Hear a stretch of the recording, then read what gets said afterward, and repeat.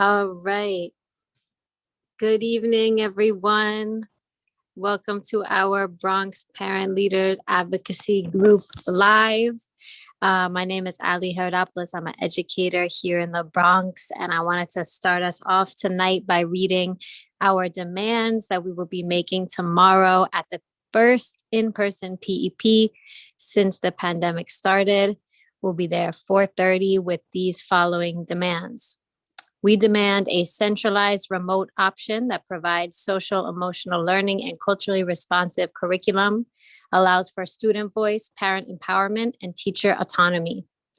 We demand free universal broadband, a quality working internet connected device, headset, and/or keyboard where age appropriate in the hands of every single public school student who needs one.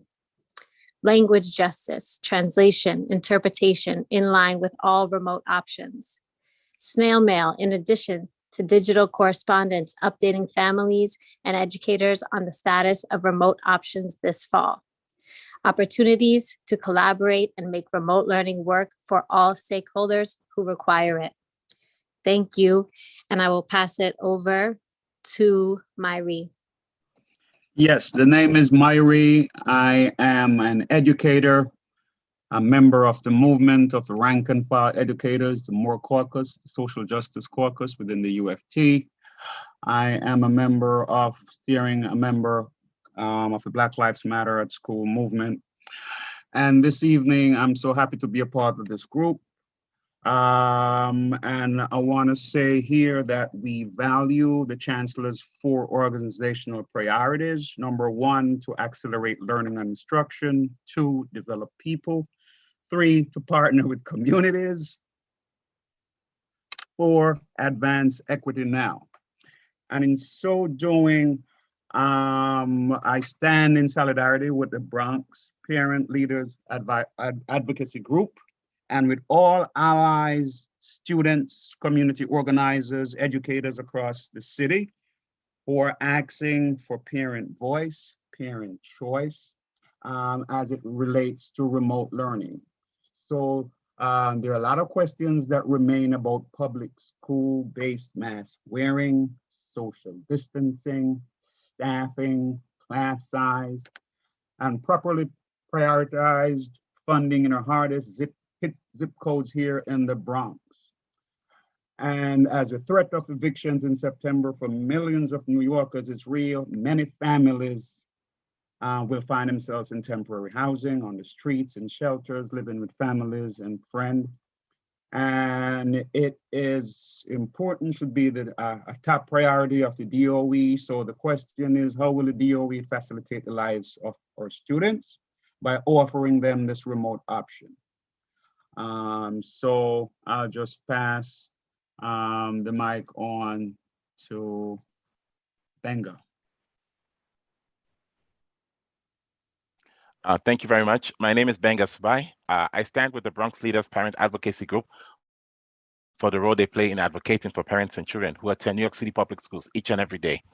As we saw the horrors of the pandemic that ravaged the entire world, including the city where we all live, it's imperative and important to look at the safety of all kids first, as the mayor has called for the remote option to end and in-classroom sessions to resume in September of 2021. In light of new COVID and Delta numbers peaking back up again, and for the fact that we're still in a pandemic, it's very important for the mayor, the governor, the New York City Schools Chancellor, public health officials, and other stakeholders to revisit this option of bringing back and keeping the remote option open for the safety and well-being of young students who are due to resume classes in September. The parents are very concerned about the safety and well-being of their children, and it's within their right to voice their concerns about the in-classroom session resuming in September. The mayor, the governor, the New York City Schools Chancellor, elected officials, public health officials must listen and take the concerns of the parents very seriously. Thank you, and I pass it over to Amy.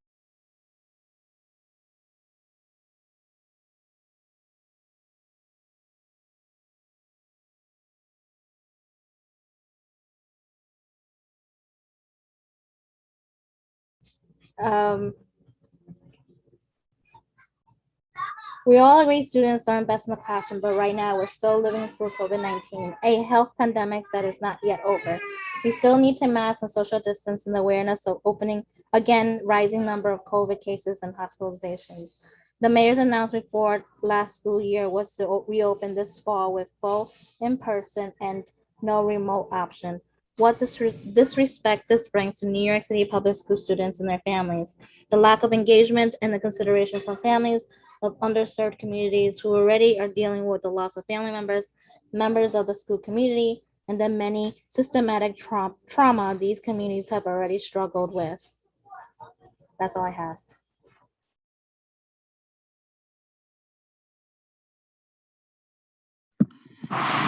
So as a result, parents, we are asking you to join us tomorrow,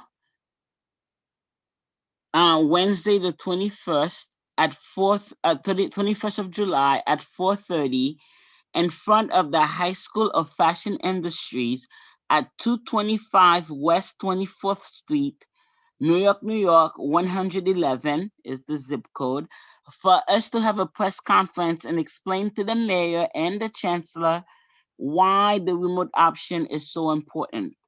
Then we invite you to join us inside of the building of the High School of Fashion Industries at 225 West 24th Street to come and join us at the meeting of the PEP, which is the Panel for Education Policy. And we invite you to sign up. And the only time you can sign up is from 5:30 to 6:30 p.m. so that you may be able to speak directly to the chancellor on this issue and ask for a remote option for your child and for your children, because it is high time that the city, the mayor, the chancellor, Albany, the governor, and the state legislatures listen to the voices of poor people, poor Black and brown people, poor immigrant people, the demographics that were hit the hardest by COVID and that are still struggling to get their lives back to normal, and who do not trust the DOE to keep their children safe. Yes, we want our kids educated, but first and foremost, we want them alive, we want them safe. So please join us, come and join us for this press conference and join us at the PEP and let the chancellor know and the mayor know that we are serious, we want our voices heard, and we want our children protected. Thank you.